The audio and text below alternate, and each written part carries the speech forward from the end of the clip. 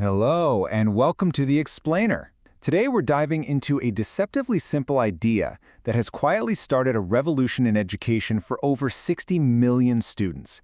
It's a story about a massive, hidden problem and a solution that's as radical as it is, well, effective. All right, let's get into it. So, I want you to just picture this for a second. You've done it. You've achieved pretty much universal school enrollment in a region. The classrooms are full, the kids are showing up every day.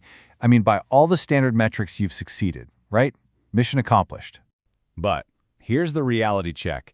This was the actual situation in rural India.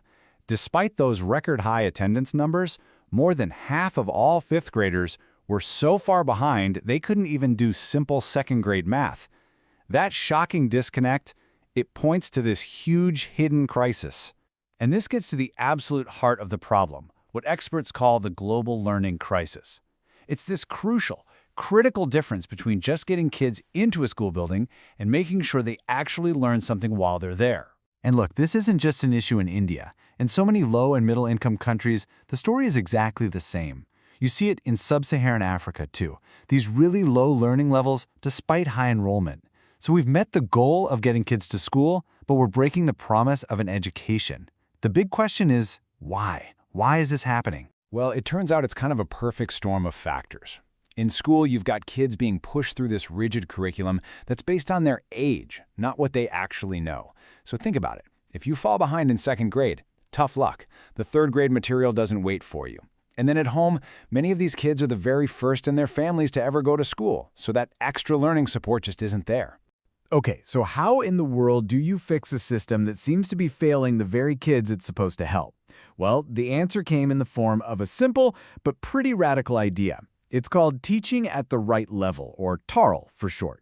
So this approach was developed by an Indian NGO called Pratham, and it basically flips the entire script. What's so radical about it? It completely throws out the idea of the age-based classroom. Instead, it organizes children based on what they actually know. It meets them where they are, not where a curriculum binder says they should be. So how does this actually look in a classroom? It's this really smart, continuous cycle. First, you start with a quick, simple assessment to see where every child is at.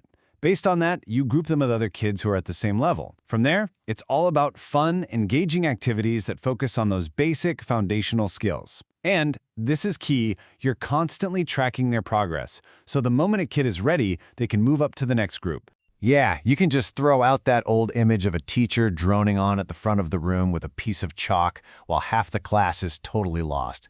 This is dynamic, it's activity-based, and the whole thing is built around one goal, making sure every single child is making real, measurable progress.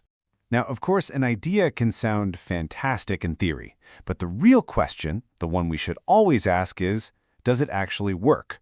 So let's take a look at the evidence. And we're not just talking about a few good stories here. For more than 15 years, researchers from JPAL, that's the Abdul Latif Jameel Poverty Action Lab, have put TaRL to the test using what's really the gold standard in research, rigorous randomized evaluations. And the results? Honestly, they are stunning.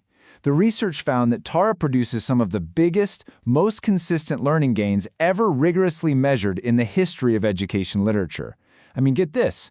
In one study, it literally doubled the number of children who could read a simple paragraph. But the research also uncovered something really crucial, and it's this.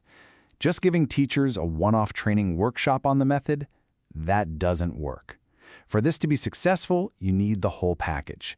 You need clear goals, you need strong mentorship for the teachers, and you need continuous on-site support to make sure it's all being done well.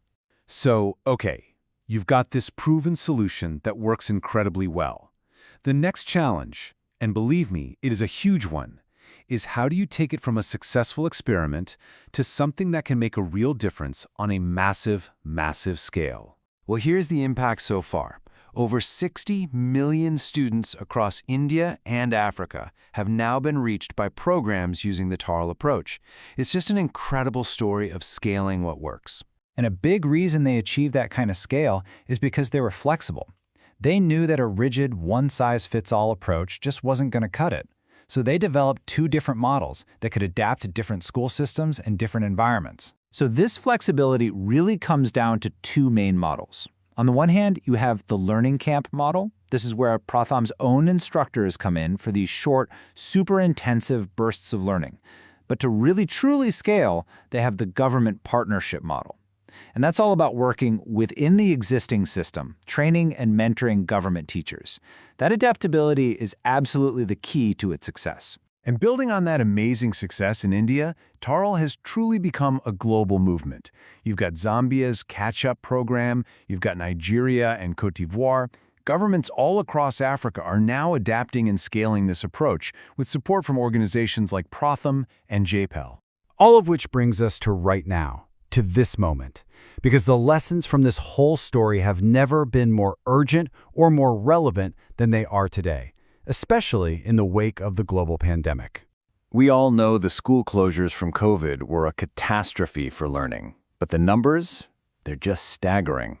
According to the World Bank, the number of 10-year-olds in low and middle-income countries who couldn't read a simple story jumped from 57% all the way to 70%.